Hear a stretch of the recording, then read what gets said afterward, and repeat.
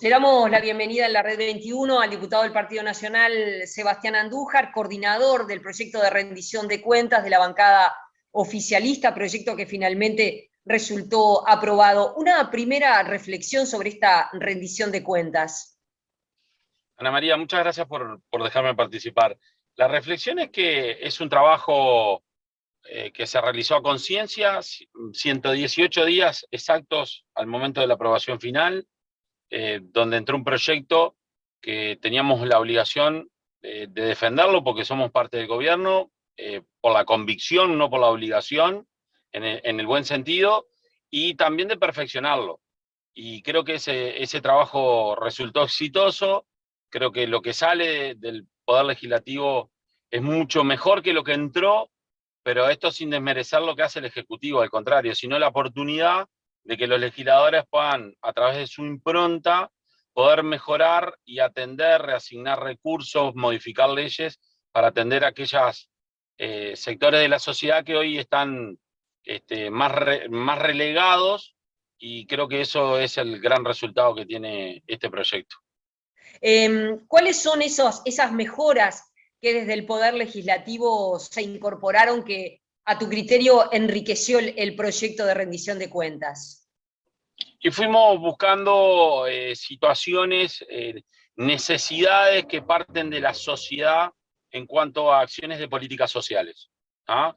Nosotros, si bien el proyecto en su génesis está pensado en la gente, está pensado, el centro es la persona, y tratar de atender a aquellos que más necesitan, los que viven con mayor precariedad, fuimos agregando o apoyando ciertos programas que entendemos que van de acuerdo a cómo la sociedad se mueve hoy. Y te puedo dar ejemplo, lo que nos ha cambiado el mundo, ¿no? La importancia que tiene la medicina, poder apoyar al Hospital de Clínicas con un programa de solución de cáncer de mama rápido, con cirugía ambulatoria, con todo lo que es el proyecto del estudio científico para la creación de vacunas, también facilitarle a la UDELAR recursos para que pueda permanecer lo que se llama la virtualidad, que como experiencia dado por la pandemia ha resultado exitoso el plan de poder enseñar a través de las plataformas virtuales. Los estudiantes estaban reclamando que eso continuara. Bueno, asignamos los recursos para que eso suceda. Creo que ahí hubo una muy buena sinergia entre la Universidad de la República y el Parlamento. También apoyamos a la Universidad Tecnológica. Nos pedía la garantía de poder continuar con las carreras en el interior, y a su vez con la oportunidad de poder equipar bien las nuevas sedes que se están abriendo. También hicimos una dotación de recursos muy importantes. O sea, creemos que el Parlamento actuó con una visión muy social en aspectos muy importantes que son la salud y la educación primero. ¿Ah? Uh-huh. Y después reforzó otras áreas o instituciones que quizás venían un poco relegadas y necesitaban de alguna reasignación de recursos para trabajar bien, como por ejemplo la Junta de Transparencia, que tenía una necesidad inmensa de recursos para poder trabajar. Uh-huh. Sebastián, finalmente, ¿cómo quedó el fideicomiso para financiar la erradicación de asentamientos? Bueno, en realidad la formación del fideicomiso quedó como vino de origen. ¿Ah? El fideicomiso, desde el punto de vista económico, se nutre de esos impuestos que antes se derivaban a colonización. Eso no se modificó. La idea original se plasmó, se votó. Lo que sí se modificó es que en un principio colonización perdía todos sus ingresos con respecto a estos tributos, y ahora se les garantiza mediante un esquema bastante complejo en el sentido de cómo se explica, la explicación de cómo se redistribuyen algunos recursos para que colonización tenga un piso garantido de unos 15 millones de dólares anuales para poder continuar con sus políticas. Pero, a ver, acá lo que queda claro y hay que tener claro es que nunca estuvo en riesgo que colonización no pudiese implementar sus políticas. Yo creo que hay una confusión, hay una mala interpretación.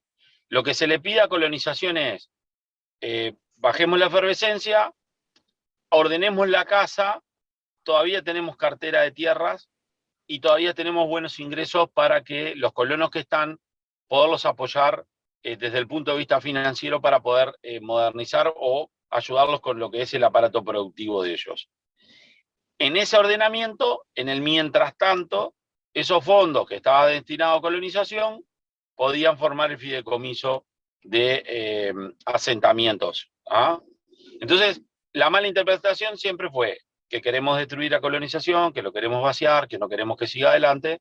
Se tomó con un carácter político que trascendió, que generó un ruido muy importante, y bueno, lo que se logró conciliar en el Parlamento es, quédense tranquilos, acá están los fondos, y si bien las políticas se tienen que implementar como el gobierno lo viene solicitando, de ordenar la casa, de tratar de utilizar la cantidad de tierras que están sin utilizar, vender las que son improductivas, así generar nuevos recursos, las políticas se tienen que implementar como el gobierno dice, pero la caja va a estar con plata para que en el momento que tengan que salir a comprar, tengan la disponibilidad necesaria. ¿Por dónde fueron las inversiones? Vos dijiste, el Parlamento hizo como una rendición de cuentas muy social. ¿Dónde pusieron los focos? Me consta que desde el Ejecutivo se había planteado recursos importantes para primera infancia, algo así como 50 millones de dólares. Sí, ese es el único incremento presupuestal que tiene este proyecto. La primera infancia. Ana María, todos sabemos, yo sé que es una frase que a veces no duele y no cae bien, pero todos sabemos que la pobreza en nuestro país tiene cara de niño. Y es la realidad, no la podemos negar. Los números nos indican que el 60% de los pobres de nuestro país tiene menos de 18 años. El 20% de los pobres de nuestro país tienen entre 0 y 3 años. Era una demanda, ya era algo que nos golpeaba la puerta de tener que focalizar recursos para atender a ese segmento, a esa franja etaria, desde que nacen hasta que por lo menos incursionan ya en una vida mucho más socioeducativa, que está planificada por ANEP o por otras instituciones, ayudarlos, desde todo punto de vista, ayudarlos con buena atención de salud, con educación a través del plan CAIF, buena alimentación y también ayudarlos en las carencias de vivienda en el entorno familiar, que es algo que rompe los ojos y sabemos que tenemos muchos problemas. Entonces, creemos que es un buen plan, puede catalogarse de insuficiente, pero entendemos también de que hay que empezar. O sea, no hay que esperar tener mucho para hacer algo, sino que se puede empezar a hacer. Y creemos que realmente es algo muy importante. Y en eso estamos todos de acuerdo. Son no de las pocas cosas, pero son de las cosas que prácticamente ni discusión tuvo y tuvo un apoyo unánime de todo el Parlamento. Lo único que se pudo discrepar es cómo en el primer año o el segundo año, cómo se divide el dinero, a qué instituciones, cómo se hace el reparto, y después se llegó a un acuerdo y se votó por todos. Creo que es un buen acuerdo porque todavía tenemos que seguir utilizando el sistema de transferencia electrónica, porque no hay que olvidarse que muchas familias lo necesitan y la pandemia nos marcó el camino que la transferencia económica sigue siendo una herramienta muy útil, más allá de que antes quizás la criticábamos porque entendíamos que no era la solución para salir de la pobreza. Pero bueno, eso es importante. Y lo otro importante también es un montón de planes o de programas que se modifican en ese sentido, por ejemplo, el de acogimiento familiar. Entendemos que hay que hacer el esfuerzo para que la familia no renuncien a criar a sus hijos por carencias materiales. Entonces a ese plan ahora se le agrega que se le pueden entregar subsidios y subvenciones a la familia de origen. Entonces, en este país no son muchos, pero sí muchas familias, su principal causa para no criar a sus propios hijos es la carencia material. Entonces entendemos que no podemos permitir eso y tratar de abordar esa problemática con esa solución. Y ahí se hacen subsidios para esa familia para que esa causa por lo menos no pueda ser un motivo para poder dejar o internar a los chicos en el INAU o entregárselos a otra familia. También yo creo que el fideicomiso de asentamientos es un tema social. Saquemos de lado la discusión de colonización, Ana María, hay que sacarla, olvidémonos que colonización es el que paga los platos por esto. Entender que hay que solucionar la precariedad es muy importante. Tenemos aproximadamente 200.000 uruguayos. Fíjate que el 33%, según el último dato que tenemos del 2018, el 33% no accede al agua potable. Es un tema.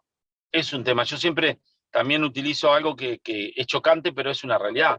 Hay chicos que podemos decir que tienen 10 años, 5, 6, 7, 10 años, y no conocen lo que es una ducha de agua caliente o un sanitario en mínimas condiciones.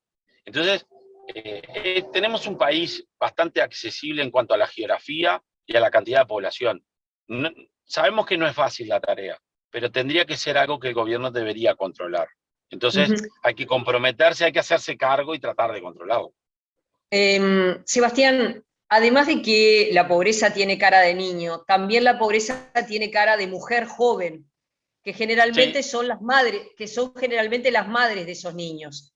Y cuando uno piensa en la protección social en el Uruguay, piensa en la salud, piensa en la educación, piensa en la jubilación o la pensión, y no piensa en los cuidados. Esas mujeres no van a poder empoderarse, tener independencia económica, si no se les da apoyo para que puedan salir a trabajar. Más allá de la capacitación, alguien tiene que cuidarle a esos niños. Yo el otro día escuchaba a Juan Pedro Mir, fui a un foro donde estaba Arim y Juan Pedro Mir, un muy buen nivel de foro, y justamente uno de los temas que se tocaron fue el tema de cuidados, y que eso permitiera que la mujer se pudiese desarrollar en la vida social y en la vida, a la mujer como un ser individual que tiene que tener las mismas oportunidades que los demás. Se habló mucho del tema, coincido 100%, creo que ANEP tiene que ser la gran herramienta, la educación tiene que ser la gran herramienta para generar un buen sistema de cuidados que permita que la mujer pueda tener una vida de emprendimiento particular, de que se pueda superar, que se pueda formar y desarrollar ella misma sin tener la necesidad de sentirse atrapada porque no se le brindan las oportunidades. Yo creo que hay que hay que ir en ese sentido, hay que caminar hacia ese lado. ANEP es la herramienta, no tengo duda que ANEP o los sistemas de educación, tanto públicos como privados, son la herramienta para generar un buen sistema de cuidados. El plan CAIF ha sido un plan exitoso, Ana María, pero aún está lejos de garantizar un sistema de cuidados que permita la independencia de una madre para salir a pelear la vida y desarrollarse. Igual tenemos un compromiso en ese sentido. En algún momento, desde el MIDES, en particular Castañebat, había hecho declaraciones, ex subsecretario, señalando, bueno, el sistema de cuidados es una cosa de país de ricos.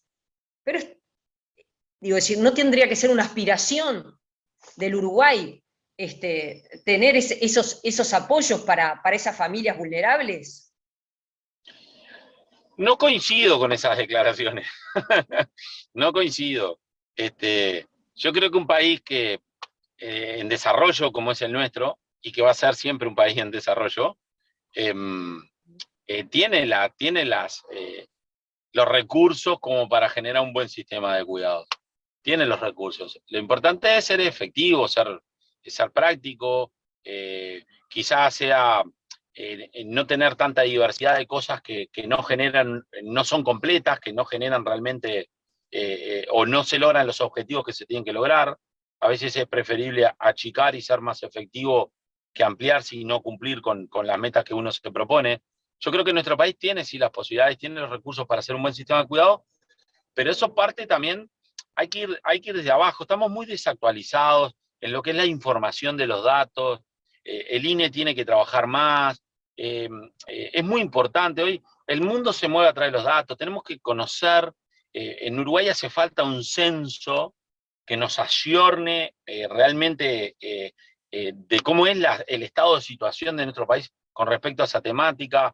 Fíjate que yo decía ayer en el debate, el último dato oficial realmente de asentamientos es del 2011. El del 2018 fue un dato más bien hecho a través de la tecnología satelital, de poder identificarse asentamientos, pero no es un dato preciso. Entonces, ¿qué pasa? Si tú partís de tener un buen conocimiento sobre la situación en base a los datos, yo creo que podés ir creando planes que no necesariamente en nuestro país no los pueda realizar por falta de recursos. Yo creo que sí que se puede. No estoy de acuerdo en esa expresión en ese sentido. Se puede realizar un buen plan de cuidados para madres, madres jefas de familia, en situación de mucha precariedad, se puede generar. Y para eso también hay que promover buenas iniciativas en leyes de empleo. Ahora cuando hay que legislar en empleo hay que prestarle mucha atención a los jóvenes menores de 29 años que tienen una tremenda dificultad para conseguir trabajo. Es increíble la dificultad que hoy tienen los jóvenes para conseguir trabajo, y hay que prestarle atención a las mujeres en toda la franja etaria y a los mayores de 45, 50 años, ¿ah? Que cuando pierden su empleo, la reinserción al círculo de trabajo también se le hace complicada. Entonces, hay que legislar en ese sentido. Si tú legislás y pones a la mujer por la situación, la pones por delante, yo creo que se tiene que poder y se va a poder hacer. Pero hay que tomar la iniciativa, ¿no?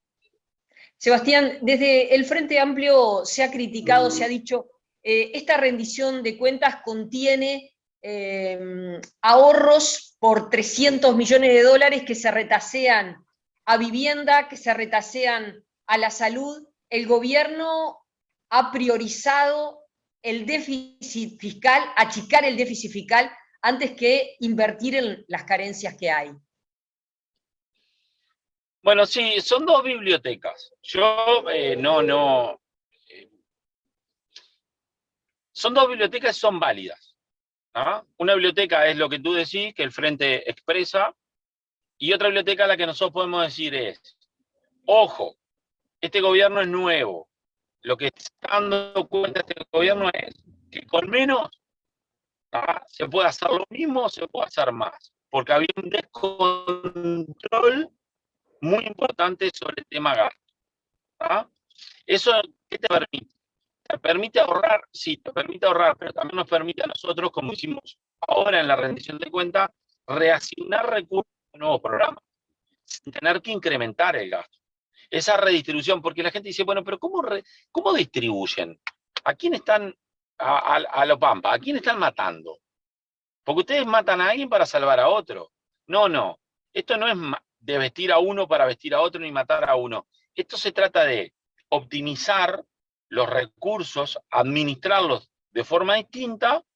Eso te genera un ahorro y poder redistribuirlos en otros planes, sin aumentar el gasto y sin aumentar el presupuesto. También en esa biblioteca es válida de que si yo quiero hacer cosas nuevas, no tenemos la máquina.